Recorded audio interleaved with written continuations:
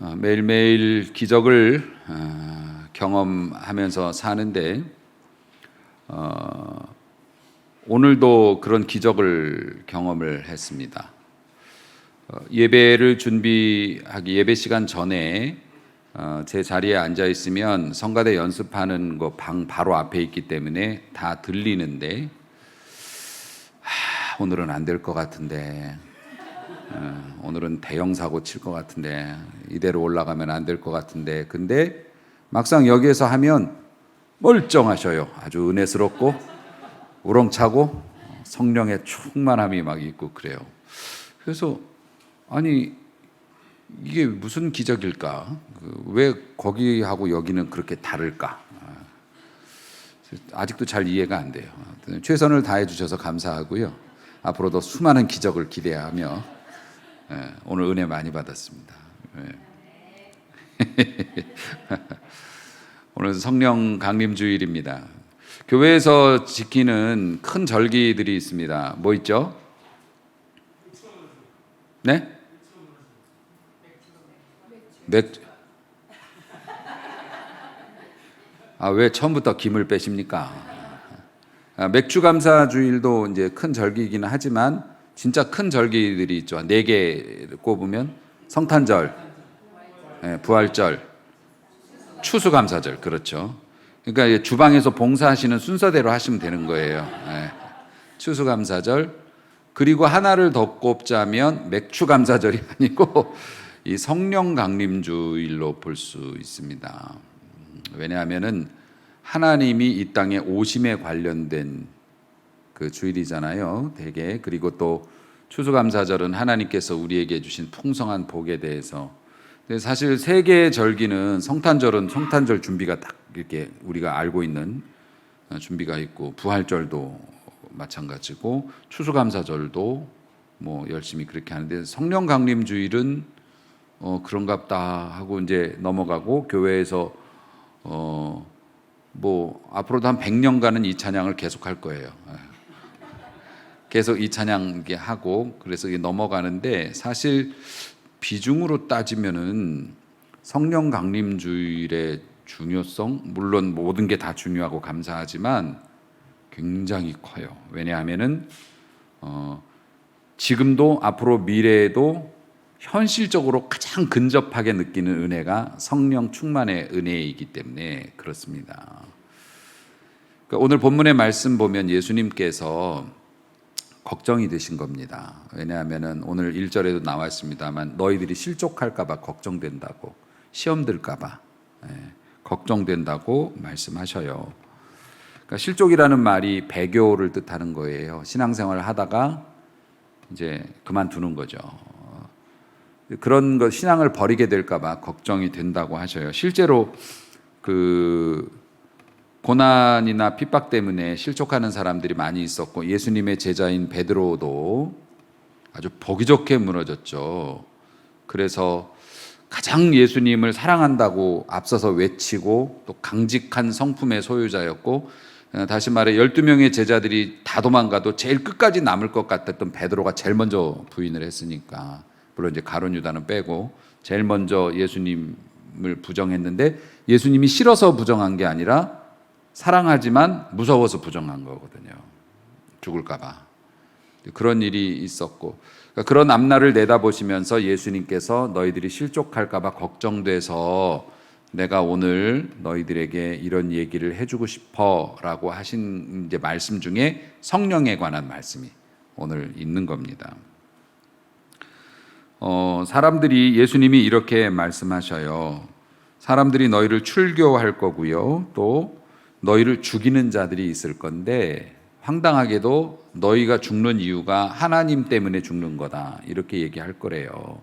그러니까 내가 너희를 죽인 건데, 제자들을 향해서 너희를 죽일 건데, 내가 너희를 죽이는 이유는 니들이 하나님한테 잘못했기 때문에 죽는 거야. 그런데 죽임을 당하는 제자들 입장에서 보면 무슨 생각하겠어요? 나는 하나님을 바로 알고 바로 믿은 죄로 죽는구나. 그런데 나를 죽이는 사람들은 나도 하나님 때문에 너희를 죽인다. 근데 이렇게 되면 얼마나 황당하겠습니까? 그런 일이 앞으로 벌어질 것인데 그렇게 어려움을 겪는 너희들이 그것 때문에 실족할까 봐 걱정이 돼서 너희들에게 알려주고 싶은 게 있어 하시면서 오늘 말씀을 주셨단 말입니다. 그 4절 보면은 이 말을 내가 너희에게 하는데 지금은 잊어버리겠지만 너희들이 고난을 당할 때가 되면 생각나게 될 거야. 그래서 내가 해준 이 이야기 때문에 그 고난의 시기에 다시 생각나면 그걸로 너희들이 배교, 실족할 위험에서 벗어날 수 있을 거다 하시면서 성령에 관한 말씀을 주셨다는 말입니다. 5절 말씀해 보니 지금 내가 나를 보내신 이에게로 가는데 예수님께서 이제 십자가를 앞두시고 계속 이런저런 얘기로 힌트를 주셨어요. 나 이제 간다. 나를 보내신 이에게로 간다는 건 뭡니까? 하늘로 올라간다는 뜻이잖아요. 하늘로 간다고 하니까 제자들이 엄청 스트레스를 받았거든. 제자들이 자꾸 스트레스를 받는데 주님이 가시는 하늘나라가 어떤 곳입니까? 라고 물어보는 사람은 없고 그냥 걱정을 계속 하고 있다. 걱정을 계속 하고 있는데 내가 실상을 말해줄게. 7절 말씀입니다. 실상. 이게 실제적으로 현실적으로 어떤 일이 있냐면 내가 가는 것이 너희들에게는 훨씬 유익하다. 이렇게 말씀을 해 주십니다. 왜냐하면 내가 떠나지 아니하면 보혜사, 변호사라고 우리는 쉽게 번역을 합니다마는 우리를 변호해 주시는 그분이 오시지 못하기 때문에 내가 가서 그분을 보낼 것이기 때문에 그분이 오셔야 너희에게 유익하다. 그분이 성령, 거룩한 영이신데 그분이 이런 일을 하실 거다. 의에 대해서, 죄에 대해서, 심판에 대해서 세상을 책망하실 거다. 이런 말씀을 주셨습니다. 우리 이야기를 한번 해볼까요? 우리가 신앙생활 좀 진지하게 하면은 진지해지면 진지하게 또 신앙생활을 열심히 하려고 하면 할수록 사실 우리는 좀 더 괴로워집니다. 신앙생활 하면 만사형통이라고만 생각을 하면 실망하실 겁니다. 신앙생활을 진지하게 하시는 분들은 불편합니다. 여러 가지로 불편해요. 불신자들이라고 그래서 무슨 뭐 나쁜 사람을 말하는 게 아닙니다. 그냥 평범한 일반 사람들, 예수님을 알지 못하고 하나님을 인정하지 않는 그런 사람들은 적당히 살아갑니다. 적당히가 미덕이에요. 세상에서. 그렇죠. 적당히. 그래, 적당히. 그리고 사람들도 인정해 줍니다. 가령 남의 것을 훔치면 나쁜 사람입니다. 도둑이고 그렇습니다. 남을 때리면 그거는 잘못된 일입니다. 그런데 세상 사람들은 어떻게 생각하냐면은 우리 가족을 괴롭혔어. 우리 가족에게 피해를 줬어. 내 아버지가 가서 막 죽도록 패줬어요. 그러면은 처벌하지 말라고 얘기합니다. 그렇죠? 한 번도 안 해보셨구나 그런 거. 또 어떤 사람이 도둑질을 했어요. 나쁜 사람. 그런데 이 사람이 3일을 굶었대요. 3일을 굶어서 너무 배가 고파서 마트에서 물건을 훔쳤대요. 그러면 어떡합니까? 막 봐주자고 합니다.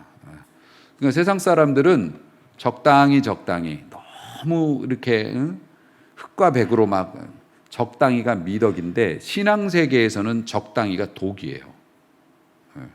신앙생활 적당히 하자. 이거는 그 적당이라는 그 통로를 통해서 죄가 들어옵니다. 적당히. 꼭 하나님의 말씀에 100% 순종할 수도 없고 또 너무 그렇게 적당히 요렇게 하면은 신앙생활에는 독이 됩니다. 이게. 그런데 우리는 천사가 아니고 우리는 영적인 존재이지만 영물은 아니에요. 우리 뭐 날아다니지도 않고 천계를 올라가 보지도 않았고 지금 우린 이 세상 속에 땅에 발을 붙이고 그러고 살아가는 인간이기 때문에 육신에 있는 제한적인 존재라서 적당히를 좋아해요. 그래서 교회에서도 늘 교회 오래 다닌 사람들이 그런 얘기 하잖아요. 너무 열심히 하지 마. 교회도 너무 깊이 들어가면 못 써. 적당히 이렇게 좀 거리를 두는 게 좋아. 이게 훌륭한 조언 같지만 하나님의 지혜에서 나온 생각은 절대 아닙니다. 근데 하나님의 세계에는 뭐냐면 흑과 백이에요. 그래서 죄인 아니면 의인이에요. 중간이 없어. 심지어 우리 개신교에서는 연옥의 교리도 거부합니다. 하나님을 알지 못하고 죽은 사람들이나 하나님에 대해서 알 기회가 없이 죽은 사람들이 지옥 간다고 말하면 우리는 이해를 할 수가 없습니다. 받아들이기가 어렵죠. 그러니까 그런 사람들은 중간 지점에 머물러 있다가 거기서 스트레칭이란다. 그래서 트레이닝을 좀 받고 뭐 이렇게 해가지고서 하거나 혹은 그 사람들을 위해서 우리 살아있는 우리들이 뭔가를 열심히 그 사람들의 이름으로 적립을 하면 그 사람들의 영혼이 천국으로 간다. 이런 교리를 만들었다고요. 우린 그게 싫어가지고 개신교를 만들었다고요. 그러니까 개신교인으로서 신앙생활을 투철하게 하는 사람이면 신앙이 깊어지면 깊어질수록 우리 마음의 부담감도 더 커진다. 이게 정답이에요. 예수 믿으면 근심도 없고 걱정도 없고 슬픔도 없고 그런 거는 약쟁이들이나 그런 거예요. 약을 먹으면 종교는 아편이라고 뭐 공산주의자들이 얘기를 했습니다만은 그건 우리들의 겉모습만 본 거예요. 실제로 예수님 잘 믿으면 걱정이 더 많아지고 근심이 더 많아지고 눈물이 더 많아집니다. 왜냐하면은 우리가 하나님의 의로움과 거룩하심의 실체에 접근하면 접근할수록 더 격차가 벌어져요. 이전에는 교회 다니면 됐지 뭐. 그 다음에는 뭐예요? 세례 받으면 됐지 뭐. 그 다음에 뭐예요? 교회에서 봉사하면 됐지 뭐.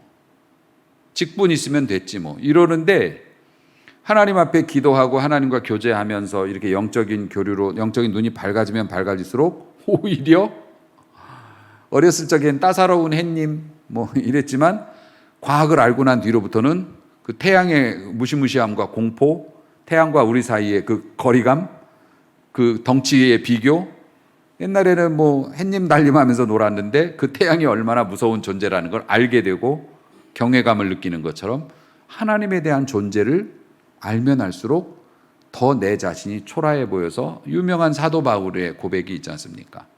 처음에 하나님을 만났을 때는 나는 사도 중에 그것도 이제 인간적인 겸손을 곁들여서 제일 작은 자다.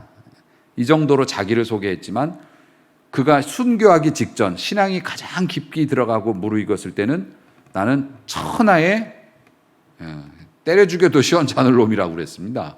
죄인 중에 괴수라고. 그러니까 오히려 신앙이 깊어지면 깊어질수록 근심과 걱정이 늘어나요.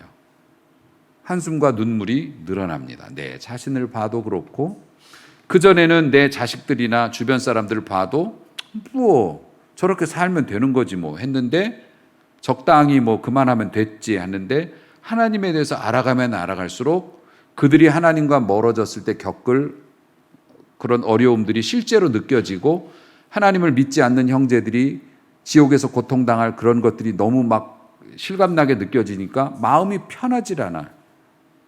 그래서 늘 기도 많이 하시는 분들은 늘 눈물이 마르질 않고 그렇습니다. 근데 우울증은 안 걸려요. 아멘. 네. 주 앞에 우는 자는 우울증 걸릴 일이 없어. 주 앞에서 우는 자는 세상 일로 울지 않아요. 울 필요가 없고 울 수도 없어요.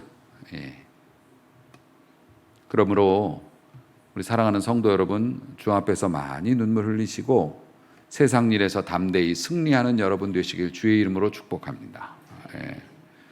그러니까 우리 그리스도인들은 그런 걱정들이 늘 있는 거예요. 왜냐하면은 좀 더 진지하게 신앙생활을 하면 할수록 점점 내가 자꾸 부족해지는 걸 느끼니까 이제 어떤 지경에 이르냐면은 갑자기 생활하다가 뜻하지 않은 어려움을 당하거나 뭐 차 사고가 쿵 하고 났어요. 그럼 무슨 생각 벌써 해요, 여러분들은? 11조 빼먹어가지고 내가 11조 너무 어려워가지고 드릴까 말까 하다가 드릴 수도 있었는데 그냥 빼먹었더니 결국엔 걷어가시는구나. 뭐 이런 생각? 여러분들의 반응이 이렇게 없다면 저도 진짜 좋은 설교를 하기가 진짜 어려워요. 꼭 나는 그러지 않았어요 그러는 것처럼 하고 있지만 뭐 환란이 생기면 내가 기도를 안 해서 그런가?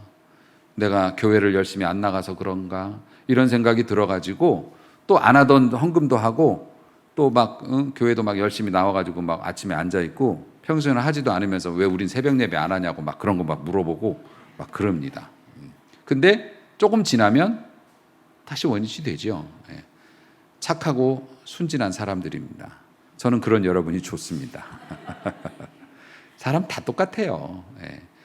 그런 이제 두려움을 느끼고 살아가니까 스트레스죠, 이게.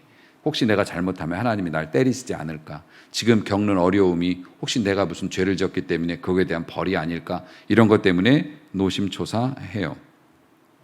근데 우리 주님께서 다시 본문으로 돌아가면 이렇게 말씀을 하셨지 않습니까? 내가 떠나는 것이 너희들에겐 더 유익하다.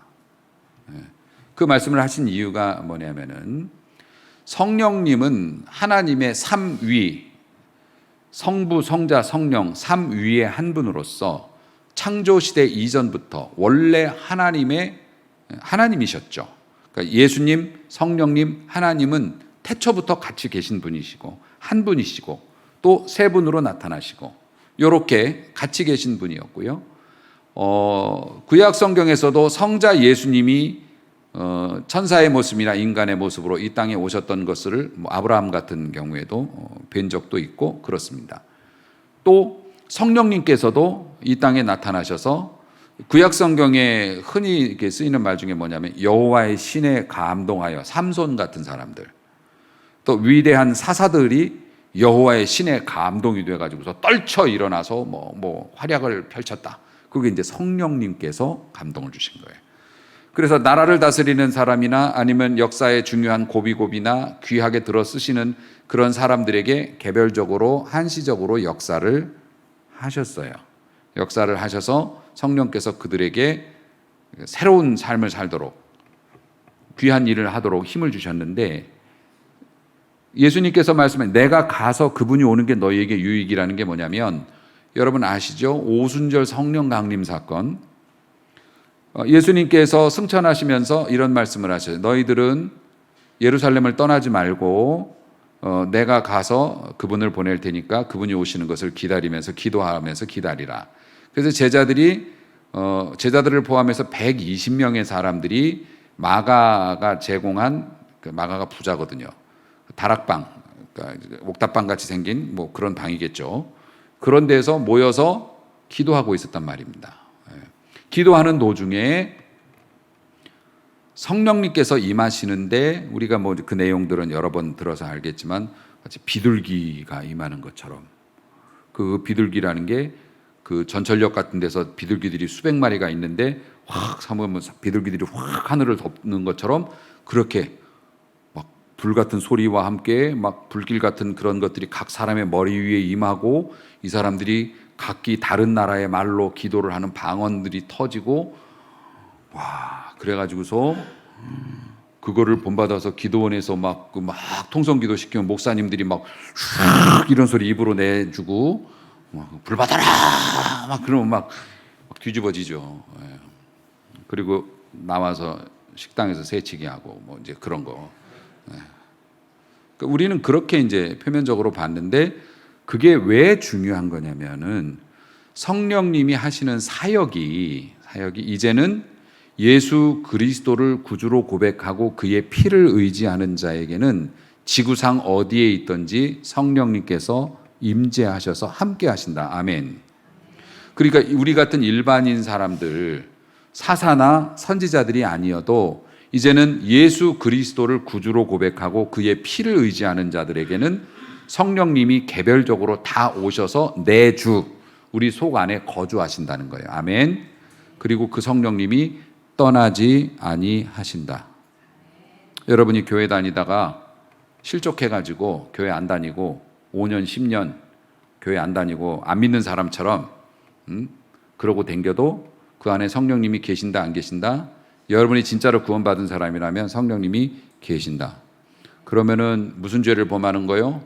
성령님을 근심하게 하는 죄를 범하는 거죠. 성령님은 악령하고 구별이 돼요. 악령과 성령이 다르잖아요. 악령은 귀신들이고 성령은 하나님의 거룩한 영이신데 악령은 자기 마음대로 안 되면 해코지해요. 그렇죠? 귀신들이 사람들 잡아가지고 무병이라고 하나요? 무속인들에게 말 안 들으면 병 줘가지고서 막 그러는 거. 그런 걸로 말 들을 때까지 고통을 줘. 성령은 그렇게 하지 않으세요. 인격의 영이시고 하나님이시기 때문에 성령께서 마음에 부담을 주시지만 우리가 성령의 음성에 따르지 않거나 혹은 죄악된 삶으로 우리의 마음을 가득 채워버리고 세상의 욕심으로 채우면 성령께서는 슬퍼하시면서 활동을 하지 않으세요. 말씀을 하셔도 우리가 세상의 소음에 시달려가지고 못 듣는 거죠. 그렇지만 떠나지는 않으신다. 아멘.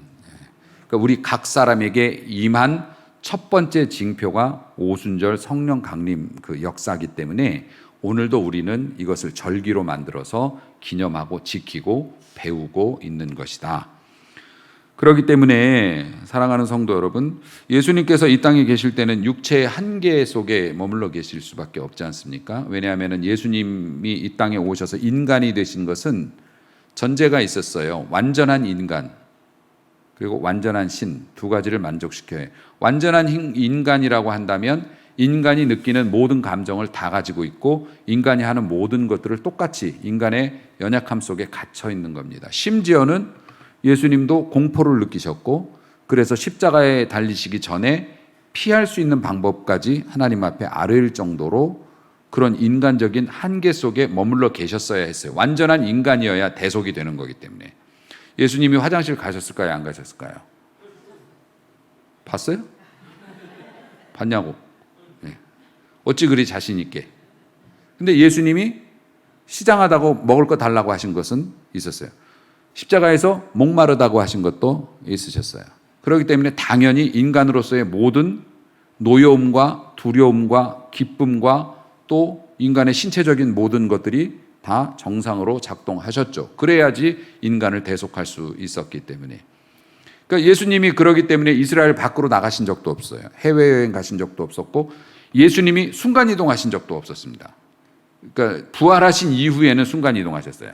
이 땅에 잠깐 계실 때 40일 동안 머물러 계실 때는 예수님이 여기 나타나셨다 저기 나타나셨다 막 이런 것도 했습니다. 벽 뚫고 다니고 막 이런 거. 그런데 그 전까지는 돌아가시기 전까지는 부활하시기 전까지는 철저히 인간적인 한계에 갇혀 계셨어요. 그렇기 때문에 예수님께서 이스라엘에서 12제자를 양육하셔야 하셨고 그리고 많은 사람들에게 이스라엘에서 복음을 전하여야 하셨기 때문에 열심히 움직이셨지만 극히 제한적인 범위 내에서밖에는 예수님이 영향을 미칠 수가 없었죠. 그렇기 때문에 성령님이 오셨다는 건 뭡니까? 지금 이 순간에도 지구 반대편에서도 북한 땅 어디에서도 지금도 예수의 이름을 부르고 기도하는 예수의 이름으로 기도하는 자에게 성령은 임하실 수 있고 임하시고 역사하신다고요. 할렐루야. 여러분이 어떤 처지, 어떤 상황, 어떤 환경에 있다고 하더라도 또 어떤 범죄를 저질렀다 하더라도 주의 이름을 부르면 성령이 여러분 안에서 역사하신다. 그래서 일반 모든 사람들에게 주의 이름을 부르는 모든 사람에게 동시에 임하실 수 있음을 보여준 사건이기 때문에 이것을 기념하고 있다고 하는 것이죠. 그래서 성령님께서 그러면 오셔서 우리에게 하시는 일이 실제적으로 무슨 일인가? 이 부분에 대해서는 제가 우리들의 언어로 좀 더 쉽게 표현하자면 그 악셀레타, 엑셀과 브레이크라고 할 수 있어요. 오늘 우리 주님께서는 뭐라고 하시냐면은 죄가 뭔지, 의가 뭔지, 심판이 뭔지라고 말씀하셨어요. 그걸 가르쳐 주신다고. 그러니까 죄라는 건 뭡니까? 하나님의 뜻과 어긋나는 게 죄죠.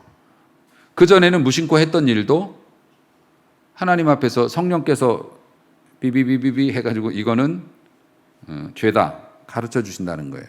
그러니까 여러분 우리가 쓰는 말로 찍어 먹어봐야 아냐라는 말이 있습니다. 그러면 찍어서 먹어서 입속에 넣었더니 똥이요. 그러면 이미 때는 늦은 거예요. 나는 똥을 먹었다고. 그런데 우리는 찍어 먹어보지 않고도 보통은 알 수가 있습니다. 냄새로 혹은 모양으로 느낌적으로 딱 알 수 있죠. 아, 이거는 먹으면 안 되는 거다. 알 수 있죠. 그런데 우리가 죄에 대해서 가령 그거를 아닌 것 같은데, 된장인 것 같은데 그러면서 찍어 먹어보면 우리는 미쳤다 그럴 겁니다. 바보라 그럴 겁니다. 근데 우리가 죄에 대해서 바보가 됐다는 거예요. 죄에 대해서 오염돼 가지고 구별을 못해. 구별을 못해요. 로봇 청소기 여러분 집에 있으신가요? 우리 집도 로봇이 안 되어 있습니다. 근데 이제 업그레이드 요즘엔 됐지만 그 전에 쓰던 로봇 청소기는 그냥 막 돌아다니면서 막 쿵쿵 부딪히면서 막 이게 쓸고 닦고 하죠. 우리 집 강아지가 거기다가 설사를 해놨는데 여기까지 하겠습니다. 아주 곱게 발라놨어요. 예, 걸레에 묻혀가지고 착착착착착착. 걔는 모르니까 지나갑니다. 그런데 요즘 것들은 그 장애물로 인정하고 이걸 피해 가고서요. 거기다 똥일 확률 78% 이렇게 딱 써놨어. 예, 요즘 괜찮아요. 그거. 예. 물론 완전하진 않지만 이전에는 우리가 죄에 대해서 무감각해서 그 죄로 우리의 삶을 막 도배를 하면서도 부끄러운 줄도 모르고 살았어.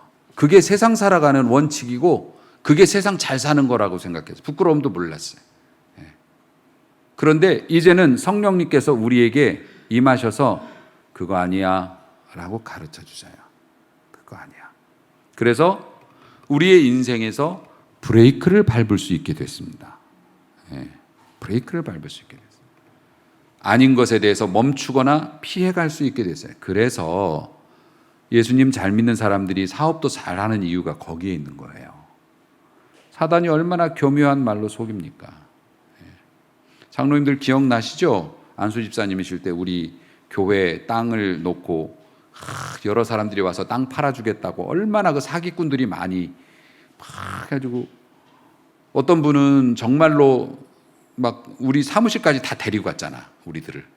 그래서 막 자기네 사업 막 실적 설명해주고 명의를 자기들한테 넘기면 우리가 막 그 고통에서 벗어날 수 있게 해준다고 막 하고, 심지어 교회 안수 집사님이었다고. 우리가 아는 우리 교단 큰 교회 안수 집사님이었다고. 근데 제가 그때 얘기를 안 했던 것 같은데 그분이 우리가 그거 가지고 한참 고민하고 막 할까 말까 막 아마 우리 모두 긍정적인 반응이었고 막 그랬을 텐데 막 해도 될까? 막 하면 좋을 것 같은데 안수 집사님이시기도 하니까. 근데 그분이 저한테 전화하셨었거든요. 뭐라 그랬냐면 우리가 그 땅에다가 주상복합 건물 지을 건데 집 2채를 저한테 준다 그랬어요. 넘겨주시면. 알았어요, 장로님? 알았어요. 조그만 평수 2채를 하나로 터가지고 목사님 사택하시도록, 그것도 교회 명의도 아니고 목사님 명의로 해준다 그랬어. 그 사람이. 그 전화를 받았어요. 고맙잖아요. 교회 사택 목사님의 평생 소원이 천국 가는 거하고 내 집 갖는 거예요. 그 교회 부담도 덜 수 있고, 아니 똑같은 금액으로 자기네들이 인정해 주면서 그거 보너스로 준다는데, 그것도 내 명의로 해준다는데 얼마나 솔깃해. 근데 그거 가지고 기도를 해봐야죠. 당연히 목사니까. 네, 그럴 수는 없잖아요. 강단에 엎드려서 기도를 하면 할수록 마음이 무거워. 마음이 무거워. 그래서 그쪽 교회 부교역자 이리저리 이렇게 해서 아는 사람 통해서 그쪽 교회 부교역자에게 그분이 어떤 분인지 교회에서 좀 물어봤어요. 그랬더니 냉정하시더라고요. 내가 교회 부교역자로서 우리 교회 교인에 대한 평판을 이렇게 제가 함부로 발설하는 것은 옳지 않다고 생각합니다. 제가 부끄럽죠. 그러면서 그분이 한마디를 더 하시더라고요. 하지만 계약은 안 하시는 게 좋을 것 같습니다. 이제 그러시더라고요. 그래서 지금 생각해 보면 미친 짓이었죠. 그때는 왜 그랬나 몰라. 꼭 해야만 할 것 같았고, 아니 제 집이 아니더라도 그렇게 사람을 솔깃하게 하더라고요. 그런데 기도하면 기도할수록 거부감이 생기는 거예요. 그때 넘겼으면 진짜 큰일 날 뻔했죠. 그런 것들이 뭡니까? 성령님이 우리의 삶에서 주시는 은혜 중에 하나인 겁니다. 그러니까 자꾸 기도하라는 겁니다. 기도해서 마음이 무겁지 않은지 성령님께서 가르쳐 주시는 음성을 들어야 된다는 거예요. 그게 죄가 뭔지, 그러니까 악한 게 뭔지를, 하나님의 뜻과 어긋나는 일이 뭔지를 가르쳐 주시는 역할을 한다. 그래서 우리가 성령의 은혜가 중요한 거고, 그 다음에 의가 뭔지, 이건 또 반대로 생각하면 돼요. 그러니까 죄는 브레이크죠. 우리가 멈출 수 있도록 해주는 거고, 이 의는 엑셀입니다. 다시 말해서 우리에게 손해가 나는 일, 하면 좋지만 안 해도 되는 일, 그런데 목사님이 하자고 하는 일, 뭐 이런 일들이 있지 않습니까? 그리고 내가 이걸 따르면 내가 손해를 보거나 아니면 모욕을 당하거나 뭐 위험 부담이 있는 일, 그런 일들인데, 기도를 해보면 어떤 때는 감동을 주셔요. 그래서 내가 손해를 보더라도, 우리 많은 봉사자들이 다 지금 그렇게 하시는 거잖아요. 여러분이 바보라서 뭐 일찍 나와가지고 노래 연습하고 그런 거 아니지 않습니까? 예? 여러분들이 그런 감동이 올 때 하나님께서 이것은 내가 기뻐하는 일이다라는 감동을 주셔요. 그럼 우리는 어떡합니까? 오르막길이라 생각해도 엑셀레이터 밟는 거죠. 우리가 돌진하는 거죠. 하나님의 교회가 그렇게 되기를 주의 이름으로 축복합니다. 의로운 일에 대해서는 손해가 날지라도 과감하게 전진. 성령께서 그런 것들을 또 가르쳐 주십니다. 그래서 하나님 앞에 해야 할 일들을 하게 하고 하지 말아야 할 일들을 멈추게 하는 것. 그리고 심판이 뭔지도 가르쳐 주신다고 해요. 심판이 뭔지를 가르쳐 주신다는 의미가 뭐냐면은, 내가 억울한 일을 당했어요. 억울한 일을 당했으면 분노가 터져가지고 잠이 안 와. 그리고 복수하고 싶어. 그런데 내 마음속에 그런 생각이 떠올라요. 나에게 해를 끼친 그 사람이 불쌍해 보이는 거예요. 왜 불쌍해 보이냐면, 아유, 저 사람은 나한테도 그랬고 다른 사람한테도 그럴 건데 저 사람 인생이 얼마나 불쌍하냐. 저런 식으로 인생 살다가 죄 짓고 좋지 않은 삶을 살고 늘 쫓기는 삶을 살고 그렇게 될 텐데, 아이고, 이런 생각이 들면 내 마음의 응어리가 풀어집니다. 세상이 우리 신앙생활에 대해서 핍박하고 막 그래요. 그러면 우리는 어떤 생각을 갖냐면, 신앙생활 너무 힘들다, 포기할까? 그러다가도 그들이 받을 심판에 대해서 성령님께서 느끼게 하심으로 우리의 한이 풀어지는 겁니다. 영적으로 그게 있어요. 그래서 성령 충만하게 되면은 우울증이 들어올 수가 없죠. 왜냐하면 성령께서 직접 겪지 않았지만 그들의 미래를 예감하게 하시고 우리의 마음속에서 화가 풀어지게 하신단 말이에요. 그들이 받을 심판, 그들의 받을 심판이 느껴지게 하심으로 내가 진정되게 만들어 주셔요. 할렐루야. 이거 굉장히 귀한 사역입니다. 그래서 성령께서 이런 놀라운 역사를 하십니다. 멈추게 하시고 가게 하시고 그리고 이해하게 하시고 바른 길 가게 도와주시는데, 그러면은 우리의 목표는 뭐여야 할까요? 성령의 충만. 성령의 충만이라는 게 우리 성가대처럼 막 대립다 외친다고 이게 성령의 충만이 될까? 아니죠. 그럼 성령의 충만은 어떻게 해야 될까? 여러분, 어디 뭐 무속신앙처럼 막 접신을 하거나 막 혼을 불러들이는 것처럼 막 그러면 성령이 막 충만해가지고, 아니요. 어쩌면 광기 충만일 수도 있어요.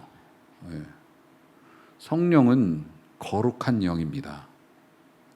거룩한 영이라는 게 홀리하다는 분위기가 우리가 막 조용하고 막 정적, 그게 아니라 정상적인 분이세요. 성령님께서는. 그러니까 여러분이 성령 충만을 사모한다면 굳이 성령을 초혼할 필요가 없어요. 초대할 필요가 없다고. 믿는 자의 속에 이미 성령이 계심으로. 다만 그 성령을 근심케 하지 않는 잡음 나는 것들을 제거함으로 성령께서 하시는 음성을 가르쳐 주시는 걸 우리가 분명히 듣게 하는 게 성령의 충만이에요. 아멘. 아멘. 그러므로 우리가 성령 충만을 원한다면 어떻게 해야 합니까? 정상적인 생활을 해야 합니다. 정상적인 생활이라고 한다는 것은 교회에서만이 아니에요. 교회 집사님이면 집사님답게 행동하세요. 권사님이면 권사님답게 말하세요. 장로님이면 장로님답게 생각하세요. 목회자는 목회자스럽게 살아가는 겁니다. 그리고 그것은 교회에서의 임무이고 세상에 나아가서도 아버지는 아버지답게, 자식은 자식답게, 아버지로서 혹은 자식으로서 또 내가 가진 사회적인 위치에서 부끄럽지 않게 행하는 것이 으뜸입니다. 그럴 때 성령께서 역사하시고 말씀하시는 것이 들려오기 시작하고, 그리고 거기에 덧붙여서 하나 더, 평소 여러분들이 경건 생활에 투자를 하셔야 합니다. 하나님의 말씀을 듣거나 보거나 하나님의 말씀 혹은 이런 영적인 예배나 이런 것에 여러분을 자주 노출시킬수록 성령의 음성을 더 세밀하게 들을 수 있다. 아멘. 주파수가 들어오다 안 들어오다, 핸드폰이 되다 안 되다, 되다 안 되다 그러면 문제 있지요. 중요한 순간에 돼야 하는 거고, 이게 똑같아 보이지만 다릅니다. 똑같아 보이지만 달라요.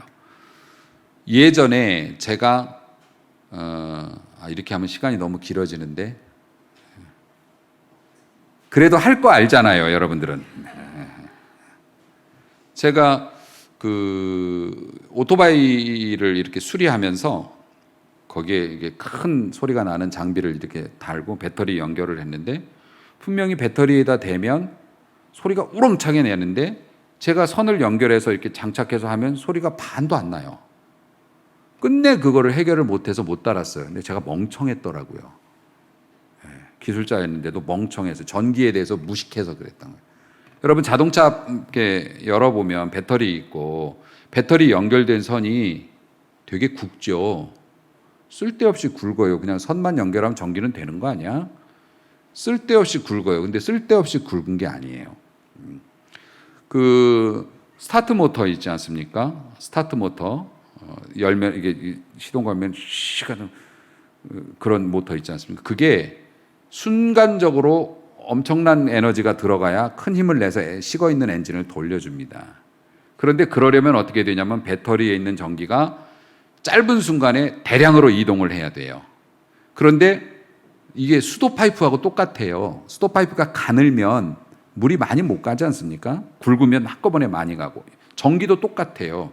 그래서 굵은 선을 필요 이상으로 해놓는 겁니다. 그래서 스타트 모터를 돌리면 추운 겨울에도 전기가 대량으로 한꺼번에 그쪽으로 지나가서 돌아가는 것처럼, 평소에는 가느다란 선으로 해놔도 자동차 운행됩니다. 다 작동해요. 하지만 시동이 안 걸려. 스타트 모터가 빨리 못 돌아요. 선을 가늘게 해놓으면. 그리고 선에 열이 나죠. 타버립니다. 옛날에 그때 선을 굵은 걸로 썼어야 되는데 바보같이 가느다란 선으로 해놓고 왜 안 되지 했던 거죠. 여러분이 경건 생활을 해야 되는 이유를 저는 이렇게 설명하겠습니다. 참 나는 훌륭한 목사님이라고 생각합니다. 평소에는 똑같아, 신앙인이야. 그런데 여러분이 시험을 당하거나 대단한 용기가 필요할 때, 평소에 경건 생활을 성실하게 못한 사람들은 그때 힘을 못 씁니다. 멀쩡해요. 신앙인 같아요. 목사님 같고 장로님 같아. 그런데 유혹이 오거나 그런 핍박이 왔을 때 쉽게 주저앉습니다. 하지만 여러분이 기도 생활이나 경건 생활을 충실하게 하시면 오히려 그것이 기회인 줄로 알아서 거기서 힘을 내서 식어 있는 엔진을 살릴 수도 있는 거죠. 성령 충만이 바로 그런 원리입니다.